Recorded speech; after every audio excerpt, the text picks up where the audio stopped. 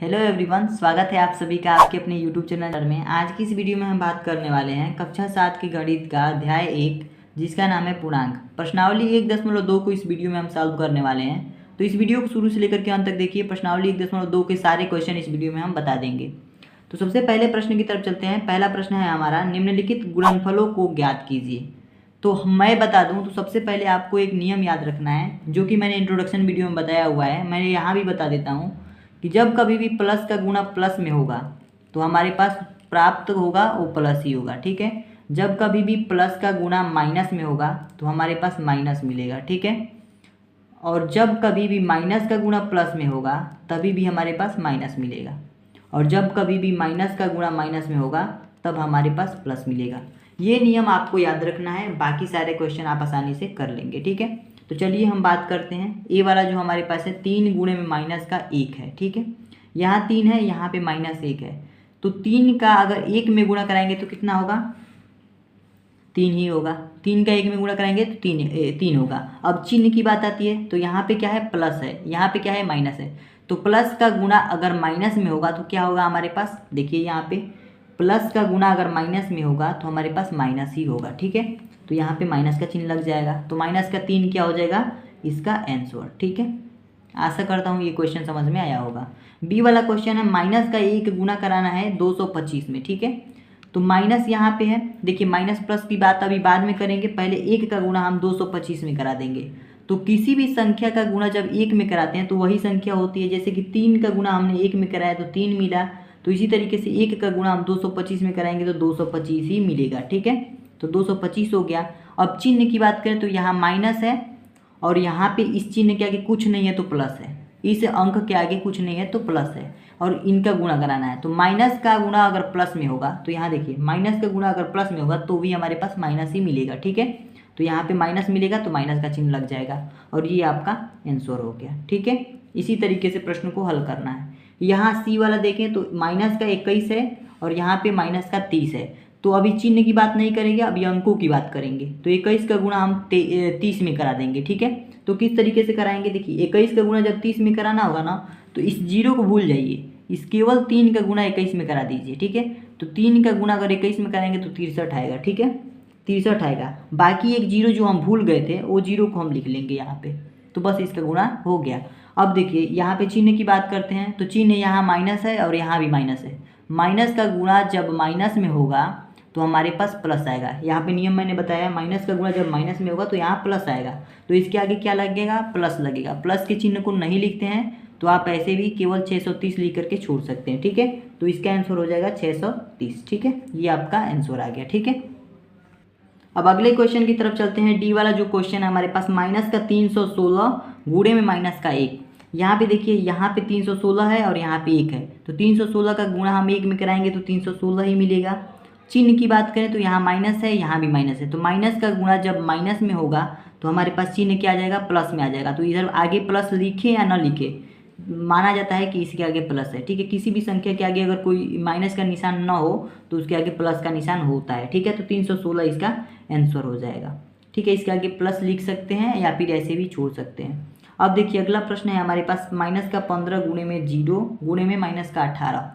तो इसको करने के लिए हम सबसे पहले इन दोनों को सॉल्व कर लेंगे, उसके बाद से इसको मल्टीप्लाई करा देंगे उसमें, ठीक है। तो -15 का गुणा हम किस में करना है? 0 में करना है। तो देखिए किसी भी संख्या का गुणा जब 0 में करते हैं तो हमारे पास क्या प्राप्त होता है? 0 प्राप्त होता है। तो 0 हो जाएगा। यहाँ पे प्लस माइनस का निशान नहीं लगेगा क्योंकि 0 के आगे कोई प्लस माइनस का निशान नहीं लगता है, ठीक है। अब फिर 0 में गुणा किसका करा देना है? माइनस के 18 का। तो 0 में हम गुणा करा देंगे माइनस का 18 का। तो अब देखिए मैंने बताया कि 0 का गुणा किसी भी अंक में होगा तो हमारे पास 0 ही प्राप्त होगा, चाहे वो कितना हो बड़ा अंक हो। अगर उसमें 0 का गुणा कराएंगे तो हमारे पास आंसर 0 में ही आएगा। तो 0 का गुणा अगर -18 में भी कराएंगे तो भी हमारे पास क्या प्राप्त हो जाएगा? 0। तो ये इसका आंसर हो जाएगा, ठीक है। अगला प्रश्न है हमारे पास, माइनस का 12 गुणे में माइनस का 11 गुणे में 10, ठीक है। इस तरीके से है। तो सबसे पहले क्या करेंगे? इन दोनों को हम सॉल्व कर लेंगे। 2 को सॉल्व करेंगे फिर इसमें इसका गुणा करा देंगे, ठीक है।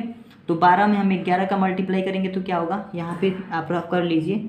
12 में 11 का गुणा कराएंगे, 1 2 का 2, 1 1 1 कम 1, 1 2 2, 1 1 कम 1, 2 3 और 1, 132 आ रहा है।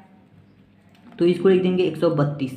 अब यहाँ माइनस है, यहाँ माइनस है, तो माइनस का गुणा जब माइनस में होगा तो हमारे पास क्या आ जाएगा, प्लस आ जाएगा। तो इसके आगे हम प्लस लिख सकते हैं या फिर नहीं भी लिख सकते हैं, ठीक है। नहीं भी लिखे तो कोई बात नहीं, 132 हमारा प्लस में ऑलरेडी है। अब देखिए यहाँ पे गुणा है तो गुणा लिखेंगे, 10 का मल्टीप्लाई करेंगे तो 10 का मल्टीप्लाई करा देंगे। तो 10 का मल्टीप्लाई जब 132 में कराना है तो 1 का केवल गुणा कराइए 132 में, तो 1 का गुणा होगा तो 132 ही होगा। 0 है यहाँ पे तो यहाँ 0 बढ़ा दीजिए, ठीक है। इस तरीके से आपका क्या आ गया, 1320 जो होगा इसका आंसर आ गया, ठीक है। तो आशा करता हूँ ये भी क्वेश्चन आपको समझ में आया होगा। अब देखिए अगला प्रश्न हमारे पास क्या है। अगला प्रश्न है 9 गुणे में माइनस का 3 गुणे में माइनस का 6। तो सबसे पहले इन दोनों संख्याओं को हम गुणा करा लेंगे, फिर इसका गुणा उसमें करा लेंगे जितना इसमें आया होगा। तो 9 का गुणा 3 में कराएंगे, 9 3 27 हो जाएगा। अब चिन्ह की बात करते हैं तो यहाँ पे 9 के आगे प्लस है और 3 के आगे माइनस है, तो प्लस का गुणा जब माइनस में होगा तो प्लस माइनस क्या होता है, माइनस होता है, ठीक है। तो माइनस लग जाएगा और गुणे में यहाँ पे -6 का गुणा कराना है, -6 का गुणा करा देना है, ठीक है। तो 27 में जब 6 का गुणा होगा तो क्या होगा, तो 6 का गुणा कीजिए, 6 सत्ते क्या हो जाएगा 42, 42 के 2 हासिल क्या होगा 4 बचा, 6 दूना का 12 और 12 4 कितना हो जाएगा 16, तो 16 यहाँ पे लिख देंगे, ठीक है। 162 27 का गुणा अगर 27 में अगर 6 का गुणा कराएंगे तो 162 आएगा और यहाँ माइनस है और यहाँ भी माइनस है, तो माइनस का गुणा जब माइनस में होगा तो प्लस हो जाएगा। तो इसके आगे प्लस लिखें या ना लिखें, केवल 162 जो होगा इसका आंसर आ जाएगा, क्योंकि यहाँ माइनस है यहाँ माइनस है, माइनस माइनस का गुणा होता है तो प्लस में आ जाता है, ठीक है। इसी तरीके से अगला प्रश्न है हमारे पास -18 गुणे में -5 गुणे में -4। तो इस दोनों का गुणा हमें पहले करा लेना है। तो 18 पचे क्या होता है 90 होता है, तो 90 लिख देंगे और यहाँ भी माइनस है यहाँ भी माइनस है, दोनों मिलकर क्या हो गए प्लस हो गए, तो यहाँ प्लस बन गया, ठीक है। तो प्लस बन गया तो यहाँ पे माइनस लिखने की ज़रूरत नहीं है, ठीक है।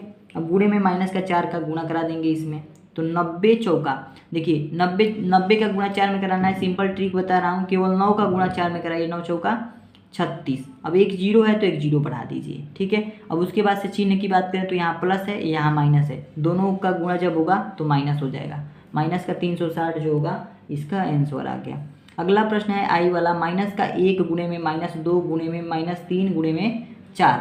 तो यहाँ पे हम सबसे पहले इन दोनों का गुणा करा लेंगे, ठीक है, और फिर इस साइड में इन दोनों का गुणा करा लेंगे और फिर दोनों का गुणा हम एक साथ करा लेंगे। तो इसका गुणा कराएंगे 1 2 आई का 2, 1 का गुणा 2 में कराएंगे तो 2 आएगा और यहाँ भी माइनस है यहाँ भी माइनस है, दोनों का माइनस माइनस में गुणा होगा तो प्लस हो जाएगा, तो प्लस का 2 चाहे लिखे प्लस या ना लिखे, ठीक है।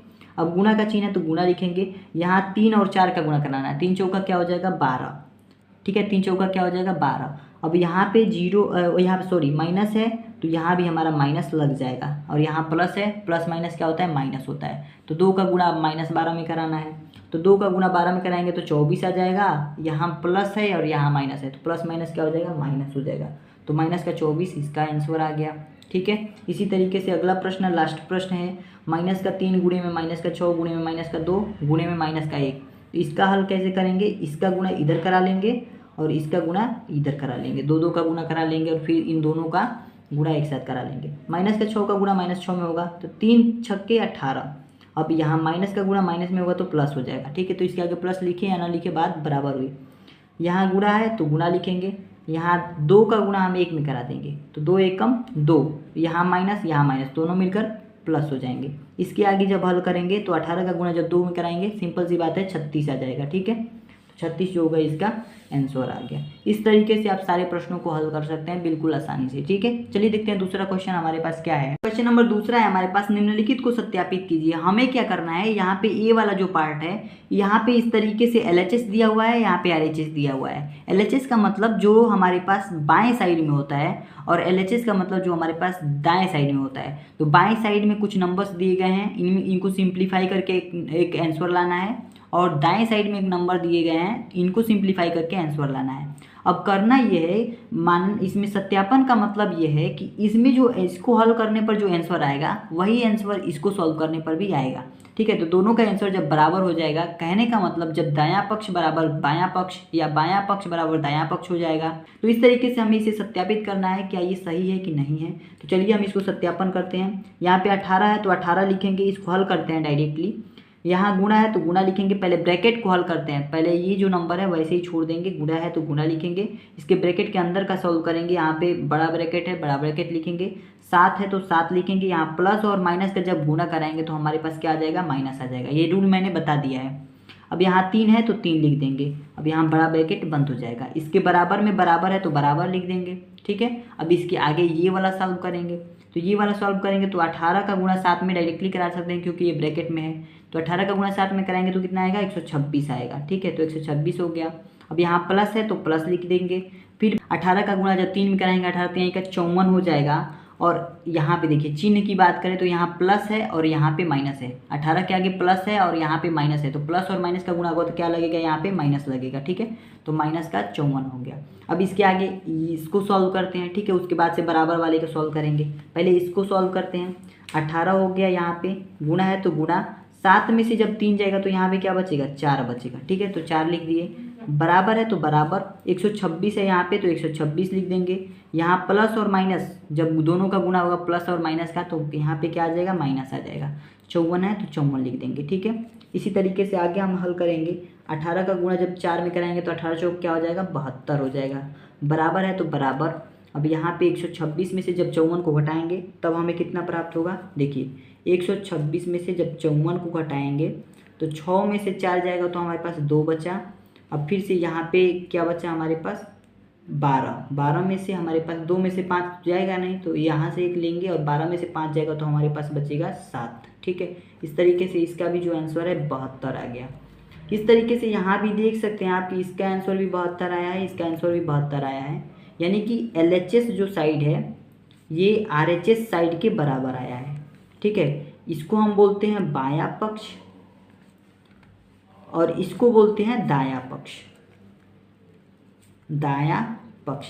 इस तरीके से जो है बायां पक्ष किसके पक्ष के बराबर आया है, दायां पक्ष के बराबर आया है। इसलिए ये सत्यापित होता है कि ये जो भी लिखा गया है ये सत्य लिखा गया है। तो इसी में का बी वाला पार्ट देखेंगे अब हम, तो यहाँ पे ये हमारे पास LHS दिया हुआ है, यहाँ पे RHS दिया हुआ है। दोनों साइड को हमें सॉल्व करना है, ठीक है। चलिए हम इसे सॉल्व करते हैं। यहाँ पे है हमारे पास 21, तो यहाँ पे हम माइनस का 21 है तो माइनस का 21 लिखेंगे, ठीक है। माइनस का 21 है तो माइनस का 21 लिखेंगे वैसे ही। और यहाँ गुणा है तो गुणा लिखेंगे। यहाँ ब्रैकेट में बंद कर देते हैं। इस बड़े वाले ब्रैकेट के अंदर को सॉल्व करते हैं, ठीक है। तो यहाँ बड़ा ब्रैकेट है तो बड़ा ब्रैकेट लिख दिया हमने। यहाँ पे माइनस का 4 है तो माइनस का 4 लिखेंगे, ठीक है। यहाँ प्लस और माइनस क्या हो जाएगा, यहाँ पे प्लस और माइनस का जब गुणा होगा तो माइनस हो जाएगा। माइनस में 6 है तो 6 लिख देंगे, ठीक है। ब्रैकेट बंद कर देंगे। इसके बाहर जो बराबर वाला, इसके बाहर जो ये दायां पक्ष है इसको सॉल्व करेंगे। तो इसको ब्रैकेट के अंदर रखेंगे और इस ब्रैकेट के अंदर वाले छोटे ब्रैकेट को हम हटा देंगे, ठीक है। तो माइनस का 21 है, यहाँ गुणे में माइनस का 4 है। गुणा करना है, 21 का गुणा 4 में करेंगे तो क्या आएगा, 21 के 21, 21 दूना 42, 21 नहीं 63, 21 चौक 84। 21 का गुणा जब 4 में करेंगे तो हमारे पास 84 आएगा, तो 84 लिखेंगे। और यहाँ माइनस है और यहाँ भी माइनस है, तो माइनस और माइनस का गुणा होगा तो हमारे पास प्लस आ जाएगा। तो प्लस का 84 हो गया, ठीक है। इस तरीके से हमारे पास केवल 84 मिला। और प्लस में प्लस है तो प्लस लिख देंगे। यहाँ पे 21 का गुणा हमारे पास 6 में कराना है, तो 21 छक्के क्या हो जाएगा, 126 हो जाएगा, ठीक है। और चिन्ह की बात करें तो यहाँ भी माइनस है, यहाँ भी माइनस है, दोनों क्या हो जाएंगे, प्लस में बदल जाएंगे। तो 126 केवल प्लस में है तो प्लस में ही रहेगा, ठीक है। अब इसको हम सॉल्व कर देंगे। देखिए यहाँ पे माइनस का 21 है तो माइनस का 21 लिखेंगे और गुणे में गुणा है तो गुणा लिखेंगे। इसको इस ब्रैकेट को हम स्मॉल ब्रैकेट में भी ले सकते हैं या फिर नहीं लेंगे। देखिए 4, यहाँ भी 4 है और यहाँ 6 है, ठीक है। अब इसको क्या करना है, यहाँ -4 है, यहाँ -6 है, तो माइनस और माइनस क्या होता है, प्लस होता है, ठीक है। इसमें मल्टीप्लाई तो करना नहीं है। तो 6 और 4 को जोड़ देंगे, 6 4 कितना हो जाएगा, 10 हो जाएगा। लेकिन चिन्ह किसका लगेगा, माइनस का ही लगेगा। ये नियम आपने देखा होगा, पढ़ा होगा। तो यहाँ पे माइनस का 10 हो गया। बराबर में यहाँ 84 है और यहाँ पे 126 है, तो 126 में जब 84 को जोड़ेंगे तो 4 6 कितना हो जाएगा, 10 के 0 हासिल 1, 8 2 10, 1 11 का 1 हासिल 1, ये 1 है तो 2 हो जाएगा। 210 यहाँ पे आ गया, यानी 126 में जब हमने 84 को जोड़ा तो 210 आ गया, ठीक है। इसी तरीके से यहाँ पे 21 है और 21 का गुणा जब 10 में कराएंगे तो यहाँ पे 210 आ जाएगा। और यहाँ माइनस है और यहाँ भी माइनस है, तो दोनों क्या हो जाएंगे, हमारे पास प्लस हो जाएंगे। तो केवल हमारे पास 210 लिख सकते हैं। और इसके बराबर में क्या आया है, 210। तो आप देख सकते हैं कि 210 बराबर 210 आ गया है। कहने का मतलब जो LHS साइड है वो हमारे पास RHS के बराबर आ गया है, ठीक है। LHS क्या है, RHS से बराबर आ गया है, तो हमारा जो है सत्यापन कंप्लीट हो गया। तो इस तरीके से इस प्रश्न को हल करेंगे, ठीक है। अगला प्रश्न है हमारे पास तीसरा का पहला पार्ट, किसी भी पूर्णांक a के लिए -1 गुणे a किसके समान है, ठीक है, किसके बराबर है। तो देखिए किसी भी पूर्णांक a के लिए कोई भी पूर्णांक हो यानी कोई भी संख्या हो a की जगह पे, तो -1 गुणे a किसके समान होगा।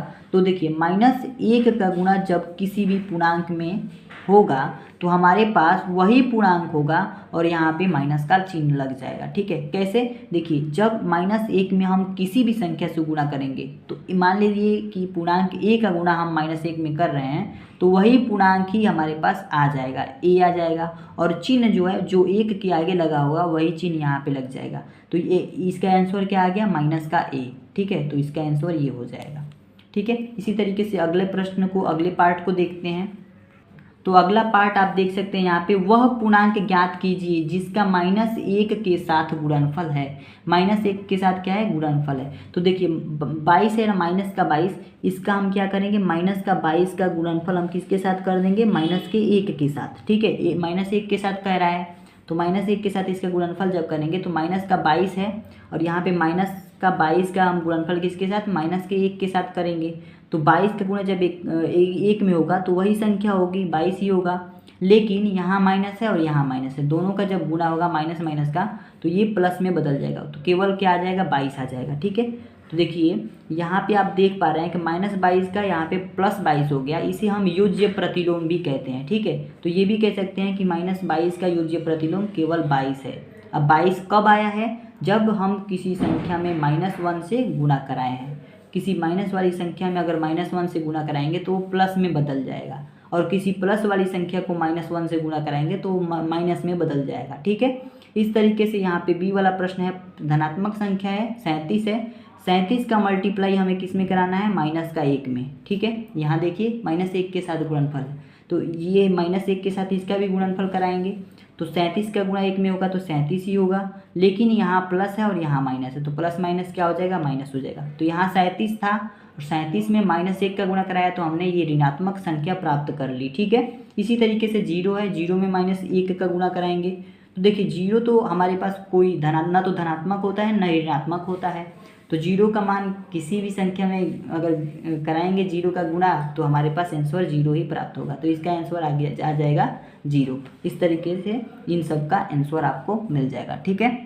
अगला क्वेश्चन नंबर 4 है हमारे पास, -1 गुणे 5 से आरंभ करके विभिन्न गुणनफलों द्वारा कोई पैटर्न दर्शाते हुए -1 गुणे -1 बराबर 1 को निरूपित कीजिए। तो देखिए हमने यहाँ पे संख्या रेखा बना रखा है। इस प्रश्न में कहा है -1 गुणे 5 से आरंभ करना है और विभिन्न गुणनफलों द्वारा कोई पैटर्न दर्शाते हुए -1 गुणे -1 बराबर 1 को निरूपित करना है, ठीक है। इस तरीके से हमारे पास संख्या रेखा बनाई जाती है और इस सभी संख्या रेखा पर जितने भी नंबर हैं इन सभी को हम पूर्णांक कहते हैं, ठीक है। अब ध्यान से समझिए, बीच में हमारे पास एक 0 संख्या होती है और शून्य के जो दाईं ओर सारी संख्याएं होती हैं वो हमारे पास धनात्मक संख्याएं, और शून्य के बाईं ओर जितनी भी संख्याएं होती हैं ये सभी ऋणात्मक संख्याएं होती हैं। कहने का मतलब ये है कि जब हम इस तरफ से इधर चलते हैं तो ये बढ़ते क्रम होता है, और जब हम इस तरफ से इधर आते हैं तो ये घटते क्रम होता है, ठीक है।